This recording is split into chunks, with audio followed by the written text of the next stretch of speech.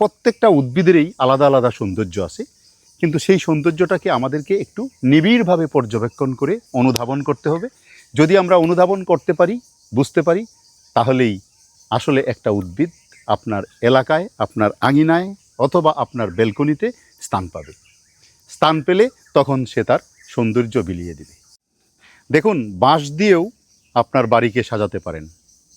বাঁশকে নিয়ে আমরা নেতিবাচক কথা বলি, আসলে বাঁশের উপকারিতা এবং বাঁশ যে কত সুন্দর এটা যদি একবার অনুধাবন করতে পারেন, তাহলে আপনারা আপনাদের প্রিমিসেসকে এবং বাড়ির আঙিনাকে সাজানোর জন্য বাঁশের ব্যবহার অবশ্যই করবেন। তার কারণ হচ্ছে, এই যে দেখেন, এটা হচ্ছে বুদ্ধাস বেলি ব্যাম্বু, অর্থাৎ প্রত্যেকটা নোডের পাশে দেখেন একটু মোটা, একটু কার্ভ হয়ে আছে মোটা, এই জন্য এটাকে বুদ্ধাস বেলি বলা হয়। এর বোটানিক্যাল নাম হলো ব্যাম্বুসা ভলগেরিস কাল্টিভার ভ্যারাইটি ওয়ামিন। এই উদ্ভিদটি যদি আপনার আঙিনায় থাকে, আপনার আঙিনাটাকে সাজিয়ে তুলবে।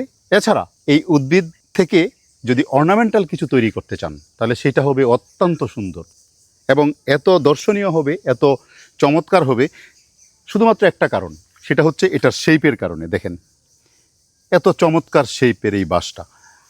এই বাঁশ সাধারণত অর্নামেন্টাল উদ্ভিদ হিসাবেই আমরা রোপণ করি, বিশেষ করে আমাদের ব্যালকনিতে থাকে। এবং যারা বড় বাগান করেন, বাগানের এক কোণে এটাকে রোপণ করে দেন, দেখতে বেশ ভালোই লাগে।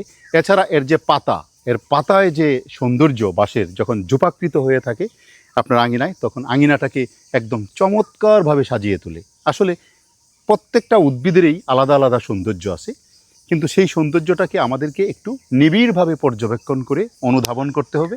যদি আমরা অনুধাবন করতে পারি, বুঝতে পারি, তাহলেই আসলে একটা উদ্ভিদ আপনার এলাকায়, আপনার আঙিনায় অথবা আপনার ব্যালকনিতে স্থান পাবে। স্থান পেলে তখন সে তার সৌন্দর্য বিলিয়ে দেবে।